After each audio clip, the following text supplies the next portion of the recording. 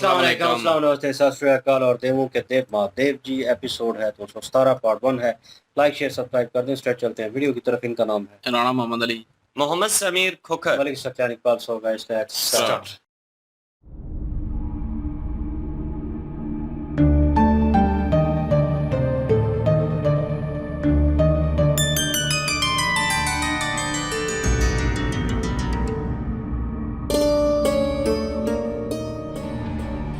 पार्वती,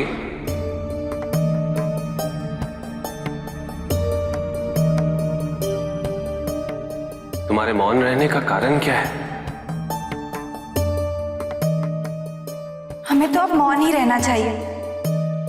वैसे भी हमारे परामर्श की आपको कोई आवश्यकता ही नहीं है।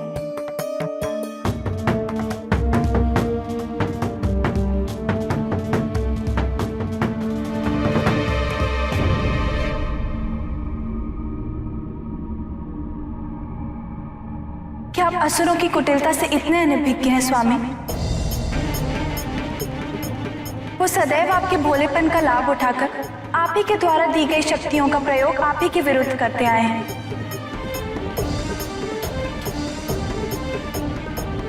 तारकासुर की धूर्तता के उत्तराधिकारी उसके तीनों पुत्र हैं और उन तीनों ने भी बड़ी चतुराई से आपको अपना संरक्षक बना लिया।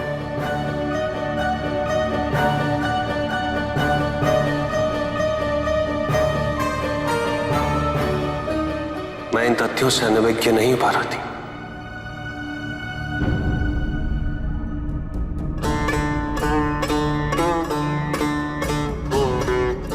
किंतु ज्ञात रहे पार्वती, आराध्य होना एक बहुत बड़ा दायित्व है।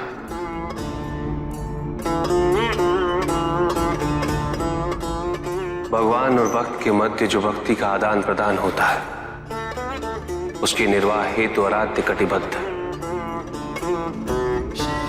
भगवान और भक्त के संबंधों की यह वृहत परंपरा है, जिसके माध्यम से सृष्टि की निरंतरता सदैव बनी रहती है।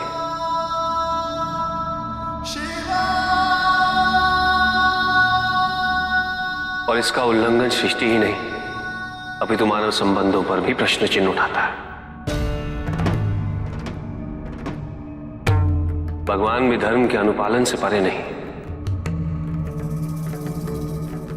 भगवान को भी अपनी सत्यनिष्ठा और अपनी अनुकंपा को समय समय में अपने भक्तों के समक्ष प्रतीत करना पड़ता है।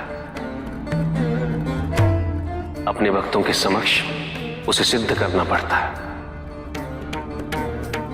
भगवान भी उनकी विशिष्ट समस्याओं और उनकी विपरीत परिस्थितियों का उत्तरदायी भी है।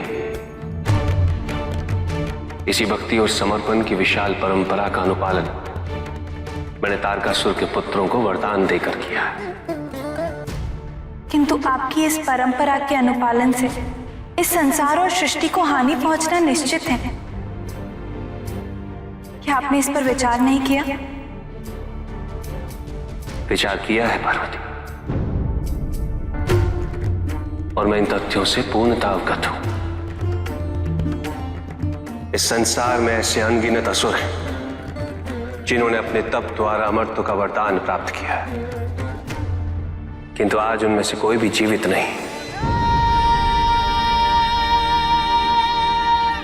अधिकांश व्यक्तियों में जब अपने शरीर के प्रति मोह उत्पन्न होता है, तो वो अमरत्व हेतु ही प्रयास करते हैं, किंतु ये उनकी बहुत बड़ी भूल है।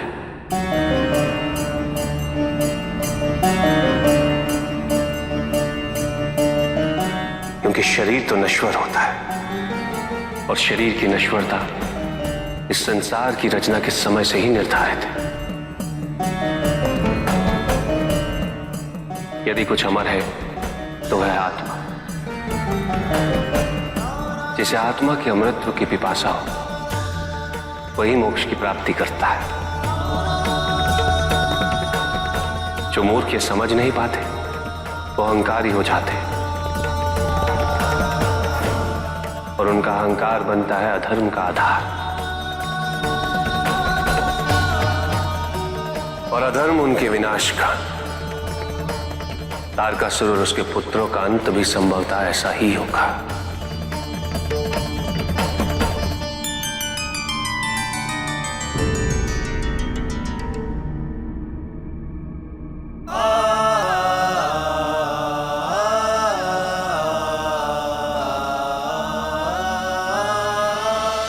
नारायण नारायण। प्रणाम प्रभु। प्रणाम माते। प्रतीत होता है कि कैलाश पर वसंत ऋतु का आगमन हो चुका है। माता के मुख पर इस आभा को देखने के लिए न जाने संसार कब से ललायित है। अब इस शुभ अवसर पर एक शुभ समाचार मैं भी दे देता हूं।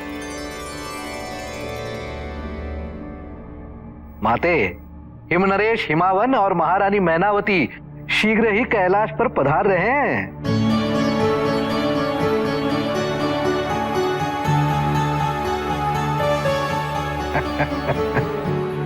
इतना शुभ समाचार हम तक पहुंचाने के लिए हम आपके आभारी हैं देवश। आप अनुमान भी नहीं लगा सकते कि हम कितने प्रफुल्लित हो उठे हैं।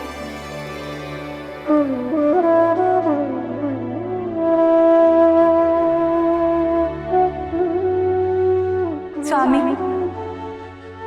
इतने वर्षों के अंतराल के पश्चात हमें अपने माता पिता के दर्शन होंगे। कुछ दिनों पूर्व हम अत्यंत व्यथित हो उठे थे और मां को स्मरण कर रहे थे। मां अपनी संतान का कष्ट दूर से ही भाप लेती है।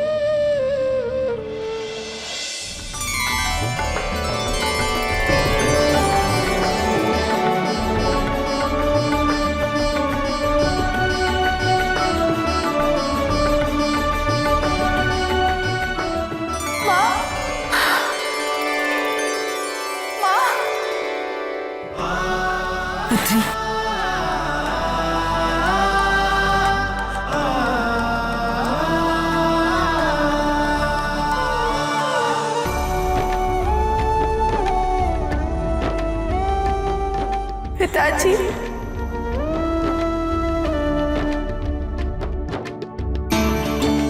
जीती रहो।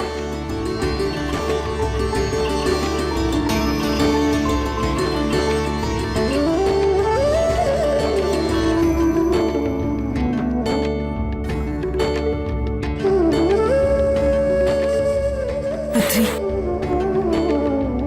तुम्हारी स्मृतियों से हमारा जीवन आश्रित था। भय लगने लगा था कहीं तुम हमें भूल तो नहीं गई। कैसी बातें कर रही है मां? हम आपको और पिताजी को कैसे भूल सकते हैं? फिर इतने वर्षों में हमसे मिलने क्यों नहीं आई? क्यों तुमसे कोई संदेश नहीं आया? तुम्हारी ओर से तुम्हारा कोई समाचार नहीं। कुछ रात पहले अचानक ऐसा प्रतीत हुआ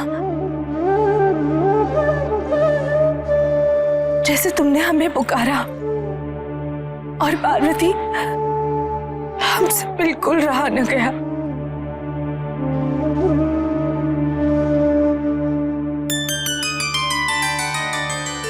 पार्वती, तुम्हें सुखी देखने का सुख क्या होता है, यह हमारे लिए शब्दों में व्यक्त करना असंभव है।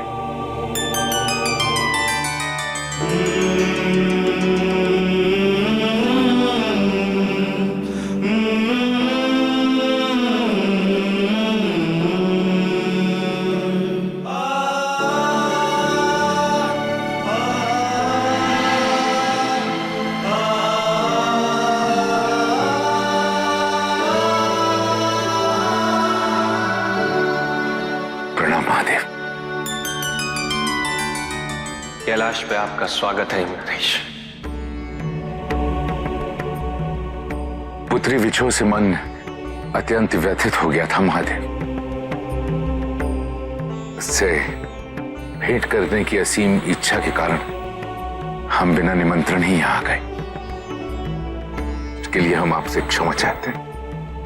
यदि आपको आमंत्रित करना पड़ता तो मुझे अवश्य कष्ट होता। माता पिता का पुत्र पुत्री के घर आने का सर्वप्रथम अधिकार होता है। आपको यहां देख के मुझे अत्यंत प्रसन्नता हो रही। और इतना ही नहीं, पार्वती को हर्षित देख मेरा मन और भी प्रफुल्लित हो उठा है।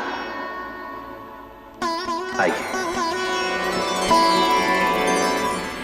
शिव जी जो हैं वो वरदान दे के जो है वो वापस आ चुके हैं और कैलाश पे, और वहाँ पे जो है पार्वती जी उनसे नाराज खड़ी हैं और गुस्सा भी आया हुआ है कि जो अपना तारकासुर जो है वो हमें मारने की कोशिश कर रहा था, हमारे में विभाजन पैदा करने की कोशिश कर रहा था। तो उसी के पुत्रों को जो है वो उनके पुत्रों ने भी हमला किया था, तो उन्हीं के पुत्रों को जो है वो वरदान देने गए हैं और अभी दे के उनको वरदान आए हैं और वो बोल नहीं रही थी। तो उनको जो है वो मृत्यु जब निकट आएगी तो संरक्षक का जो है वरदान दे दिया गया है शिव जी के द्वारा। लेकिन शिव जी ने जो है वो वहाँ पे बताया है कि क्योंकि उन्होंने जब कहा कि असुर जो हैं वो बहुत चालाक है और आप बोले हैं, क्योंकि वो चतुराई से जो है वो आपसे वरदान अमृत का जो है वो मांग लेते हैं। तो हालांकि जो है वो अभी शिव जी ने कह दिया है कि कितने असुर हैं जो कि जिनको वरदान मिला है अमृत का, लेकिन आज देख ले उनमें से कोई भी जिंदा नहीं है। तो ये जो शरीर है ये तो शुरू से लेके जो है वो एक नियम बना हुआ है, इसने खत्म होना ही होना है। अमर अमर जो है वो आत्मा है सिर्फ, तो वो तो सबकी जो है वो अमर रहेगी आत्मा। तो लेकिन ये है कि वो वरदान मांगते हैं और जब वो अधर्म करते हैं तो उनका वो अधर्म जो है उनकी मौत का सबब बन जाता है फिर। तो उन्होंने जो है प्रॉपर समझाने की कोशिश की है पार्वती जी को, और कहा है कि भगवान और जो भक्त होता है उसका जो है वो एक रिलेशन होता है और वो भक्त हैं और उनको जो है जो उनकी इच्छा है वो पूरी करनी पड़ती है। और ये रूल उन्होंने एक किस्म का बता रहे थे, लेकिन जो है वो इसमें भी कोई ना कोई लीला होती है, कोई ना कोई कारण होता है, तो इसलिए जो है वो वैसा ही करना पड़ता है। लेकिन ये है कि कोई भी अमर नहीं है, और अगर जो है वो अब जो तारकासुर है उसी का जो अधर्म है वही उसी की मौत के सबब बनेगा। और इसी तरह जो है उनके तीनों पुत्र हैं, जब कोई अमृत का वरदान मिला और उसी की जो है वो आकड़ में जो है वो कोई ना कोई जो है वो धर्म करते हैं, तो फिर उनका वो वरदान जो है वो खत्म हो जाता है और उनकी मृत्यु फिर आ जाती है। तो इसी तरह जो है इनके तीनों पुत्र को जो वरदान मिला है, तो साज ये भी बताया है कि अगर सीधे रास्ते पर होगे तो ठीक है वरदान कायम रहेगा, अगर नहीं तो वरदान खत्म हो जाएगा। तो फिर जो है पार्वती जी जो है वो इस चीज को मान गई और खुश हो गई। इतने में जो है वो देव ऋषि आ गए, और देव ऋषि जो है वो भी बड़े खुश थे और कह रहे थे कि ये पार्वती जी को जो है वो ऐसे देखने के लिए पूरी सृष्टि जो है वो वेट कर रही थी, हंसता हुआ मुस्कुराता हुआ। तो एक खुशखबरी और उन्होंने दी कि हिम नरेश जी और जो है वो मीनावती जी जो है वो भी आ रही हैं इधर कैलाश पे। तो फिर उन्होंने कहा कि एक कुछ दिन पहले जो है उन्होंने याद किया था जब वो क्योंकि उन्होंने शिव जी के जो सीने पे पैर रखा था उसके बाद जो है वो उन्होंने याद किया था। तो उस वक्त जो है वो उनकी माता को भी एहसास हुआ। तो उस वक्त वो बोल रही थी कि माता पिता हैं उनको पता चल जाता है, तो वो इसलिए आए होंगे, अभी आ रहे होंगे। तो वो बाद में जब आ जाते हैं इतने में और मिलते हैं, और जो है वो आपस में गुफ्तगू हो रही है। और हिम नरेश जी कहते हैं कि अपने जो है संतान जो है उसके सुखी होने पे जो है वो जो उन सुखी देख के जो आनंद आता है वो मैं बयान नहीं कर सकता। और शिव जी से भी जो है उन्होंने कहा कि हमने जो है वो निमंत्रण नहीं भेजा और हम ऐसे ही आ गए। तो फिर शिव जी ने कहा कि अब माता पिता जो हैं अपने पुत्र पुत्री के यहाँ तो जा सकते हैं बिना निमंत्रण के ही। तो बिल्कुल जी, और अभी जो है वो आगे देखेंगे फिर। जी बिल्कुल, उन्होंने पार्वती जी को समझाने की कोशिश की है और उनको बताया है कि किस तरह और क्या इसका अर्थ होगा जो मैं वरदान देता हूँ। और जो है मैं भगवान हूँ और मतलब कहीं ना कहीं ड्यूटी बनती है इस चीज़ की। तो ये धर्म के हिसाब से चलना पड़ता है इन चीज़ों के ऊपर। और जो मैं कर रहा हूँ वो ठीक है, मतलब एक समझाने की कोशिश की है उनको। उन्होंने बताया कि इंसानी फितरत जो मनुष्य है उसकी फितरत क्या है। जब वो अपनी ज़िंदगी से मोहब्बत, इस जिस्म से मोहब्बत करना शुरू कर देता है तो फिर वो इस स्थिति में आ जाता है कि वो अमृत के लिए और अमर होने के लिए और इन चीज़ों के वरदान मांगेगा। ठीक है, तो ये जिस्म जो है मोहब्बत करने के लिए नहीं है। तो वो इस चीज़ को समझाने की कोशिश कर रहे थे और ये भी बता रहे थे कि मनुष्य का कर्तव्य क्या है, उसको किस तरह चलना चाहिए। और ये भी साथ बताया कि अगर वो गलत कार्य करेंगे इसके ऑपोजिट चलेंगे तो जो है मृत्यु जो है वो उनकी निश्चित होगी और वो जो है शिव जी की तरफ से होगी। बेशक उन्होंने इस चीज़ का वरदान दिया हुआ, जैसे तारकासुर के बेटों को दे दिया है, उसी चीज़ के ऊपर वार्तालाप हो रही थी कि उनको दे दिया, क्या नाम है, तारकासुर को दे दिया, इस तरह और भगत थे उनको दे दिया। तो वो उनको समझाने की कोशिश करते और पार्वती जी को फाइनली जो है इस चीज़ की समझ आ गई कि क्यों है और किस तरह है। और बाकी देव ऋषि ने उनको बताया, उनके माता पिता भी आए और उन्होंने वेलकम किया और उन्हें लग रहा था कहीं न कहीं, क्योंकि जिस वे से कह लें एक बेटी जो है वो दुःख महसूस कर रही थी और उस वक़्त उस टाइम के ऊपर, तो उन्होंने कहा कि मुझे कोई समझने वाला नहीं है और कोई सुनने वाला नहीं, कोई मेरा दुःख समझता नहीं है, तो काश कोई होता। तो माता जो है वो फिर माता है, उन्होंने इस चीज़ को महसूस कर लिया। तो यही वार्तालाप यहाँ पे मुलाकात होने के बाद मैनावती जी के साथ पार्वती जी की, तो यही बात हो रही थी कि मुझे भी ऐसा महसूस हुआ कि जैसे तुम मुश्किल में हो, तकलीफ़ में हो, मैं यहाँ पे आ गई। और वाक़ई मोमेंट अच्छा था, नो डाउट।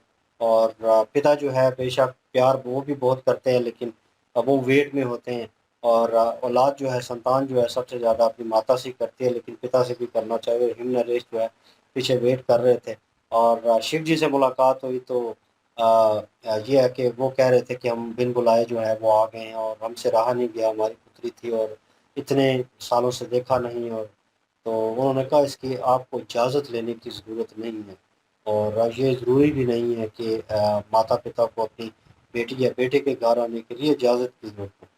तो उन्हें बिल अच्छा लगा। बिल्कुल जी, यहाँ पे माता पार्वती जी जो हैं वो काफ़ी ज़्यादा क्रोधित थीं इस बात को लेकर के शिव जी जिसको चाहते हैं वरदान दिए आते हैं और उनके मशवरे की वैल्यू नहीं है। उनका मशवरा मानते नहीं है क्योंकि वो मना कर रही थी कि आप इन असुर को ना वरदान दीजिए। यहाँ पे शिव जी को वो कह रही थी कि हर दफ़ा असुर जो हैं वो आपके भोलेपन का फ़ायदा उठा लेते हैं और आपसे वरदान ले लेते हैं और वो वरदान फिर आपके खिलाफ ही उस शक्ति का इस्तेमाल करना शुरू कर देते हैं, तो ये ठीक नहीं है। यहाँ पे शिव जी ने कहा, उन्होंने कहा कि कितने ही वरदान इससे पहले भी मिले होंगे कई असुरों को, लेकिन वक़्त आने पर उनकी मृत्यु जो है वो अवश्य हुई है क्योंकि शरीर की जो शक्तियाँ होती हैं ना, इसके अहंकार में आकर इंसान हो, असुर हो, कोई भी वो इस तरह के गलत कार्य कर जाता है जिसकी वजह से उसकी जो मृत्यु है, वो निश्चित हो जाती है। तो आप फ़िक्र ना करिए, ऐसा ही होगा जब उनकी मृत्यु का टाइम आएगा, तो ये वरदान उनके किसी काम नहीं आएगा। यहाँ पे पार्वती माता जी जो है उनको अपनी गलती का एहसास हुआ, उन्होंने क्षमा माँग ली। वो खुशी थी कि देव ऋषि नारद आए और उन्होंने कहा जी कि अगर शुभ अवसर है और आपके मुँह पर मुस्कुराहट देखने के लिए सारा संसार जो था वो इंतज़ार कर रहा था, तो इस शुभ अवसर पर मैं भी एक आपको शुभ खबर दे देता हूँ, वो ये कि आपकी माता और आपके पिता आ रहे हैं। वो इतनी ज़्यादा खुश थी, उन्होंने कहा था कि देव ऋषि नारद से कि मैं आपकी उभारी हूँ। ये जो आपने खुशखबरी मुझे सुनाई है, मैं बहुत खुश हूँ इस खुशखबरी से। यहाँ पे महारानी मैनावती आ गई हैं जी, हिम नरेश आए हैं, उनके लिए उपहार भी लेकर आए हैं, तोहफ़े तोहाइफ लेकर आए हैं और बड़े अच्छे तरीके से अपनी बेटी से मिले हैं, बड़े सालों के बाद मिले हैं, लेकिन स्वागत उनका अच्छा हुआ है यहाँ पर। बिल्कुल जी, और लेट्स सी देखते हैं नेक्स्ट पार्ट में क्या सिचुएशन होती है। जी लाइक, शेयर, सब्सक्राइब कर दीजिएगा। इंशाल्लाह मिलते हैं नेक्स्ट वीडियो में। अपना ख्याल रखिएगा, दुआ में याद रखिएगा। तब तक के लिए अल्लाह अल्लाह हाफ़िज़। हाफ़िज़।